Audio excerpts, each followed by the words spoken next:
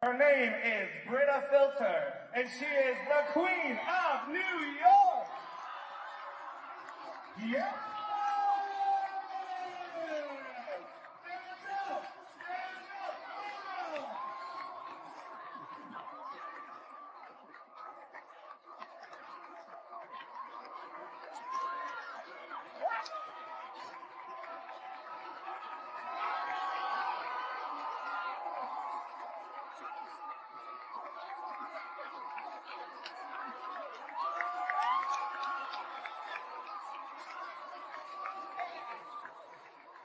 Shalom. I would like to give all honor, glory, and praises to Yahweh, Bahashem, Yahweh Shai, Bahashem, Kakwadash.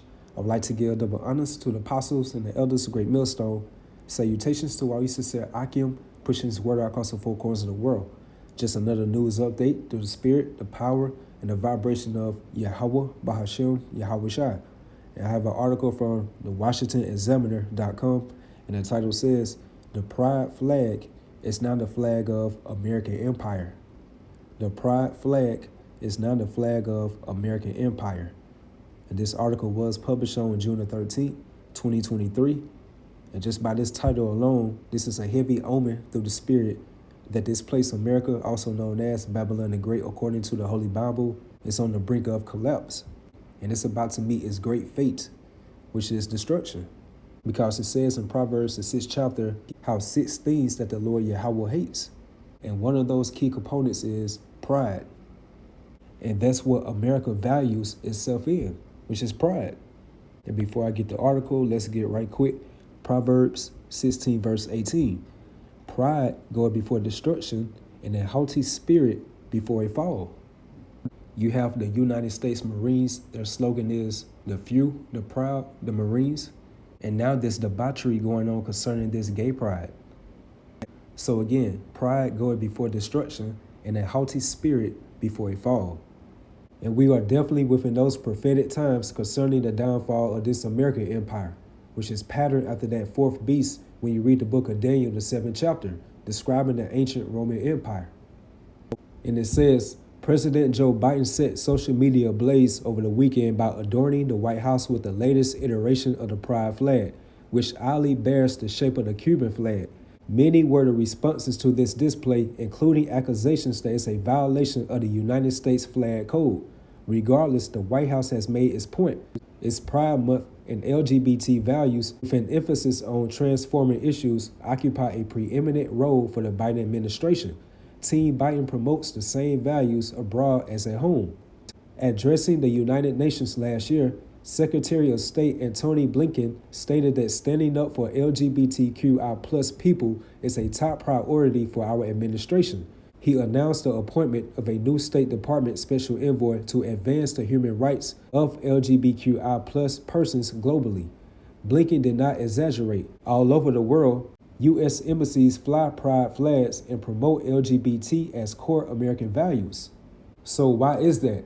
Like, why are these other ambassadors of America delegating for this gay pride so much in their own countries? And let's answer that right quick according to biblical prophecies. And that takes me to Jeremiah 51, verse 7. Babylon, again referencing to America, has been a golden cup in the Lord Yahweh's hand. So that word golden goes into like splendor, a heavy impact, or that global influence that America has amongst these other nations.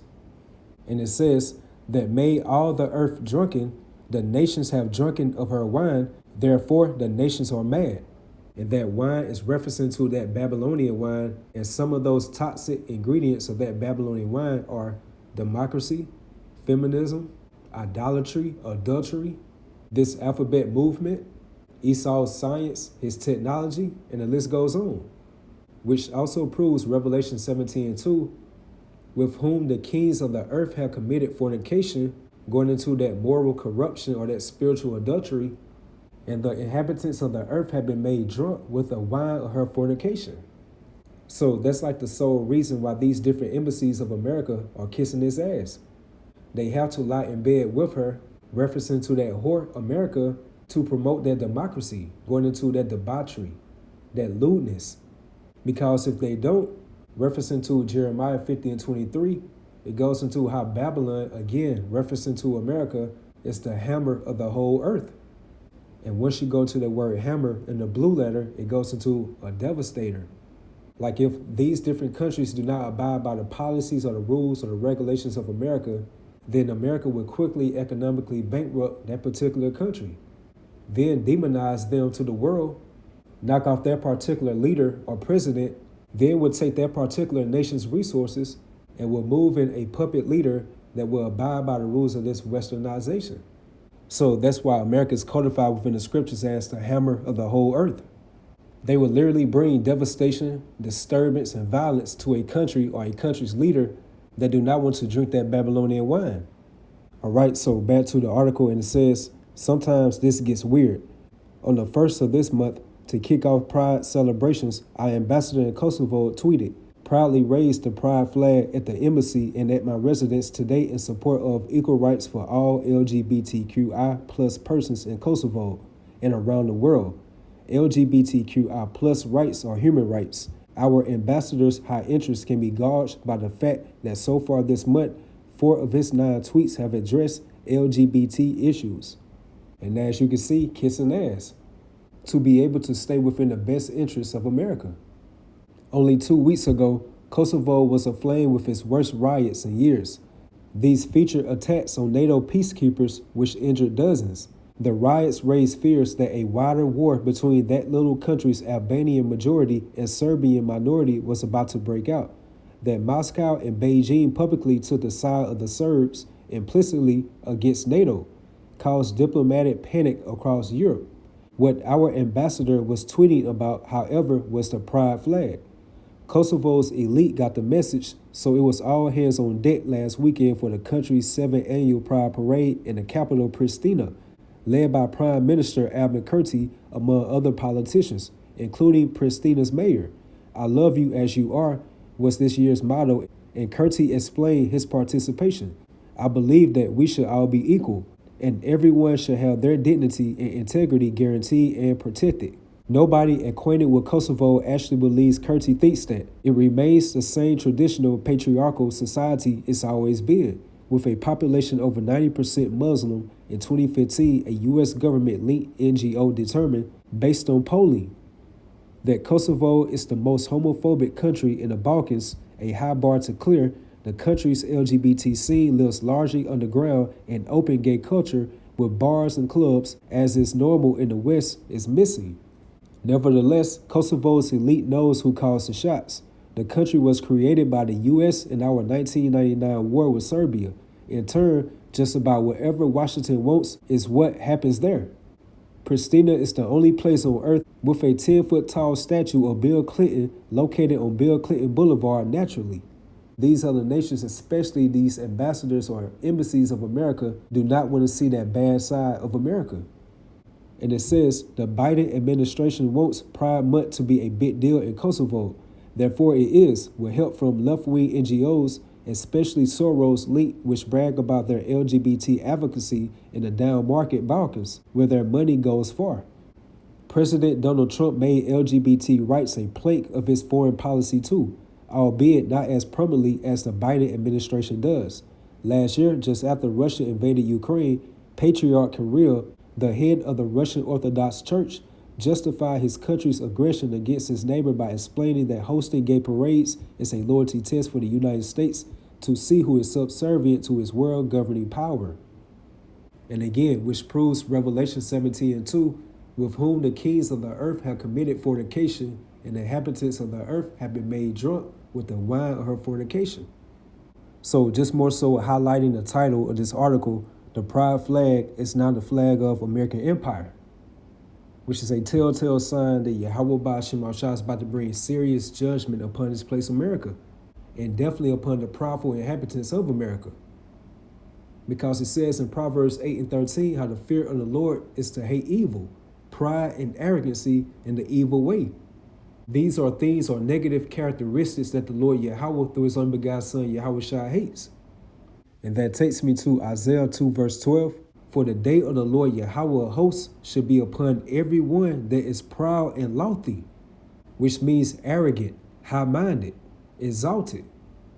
And let's link that with Isaiah 26, verse 5.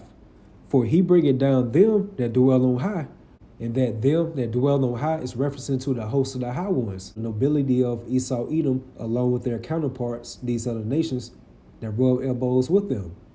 So therefore the Lord Yahweh, through his only begotten Son Yahweh Shai, is going to bring down them that dwell on high, the lofty city, referencing to America.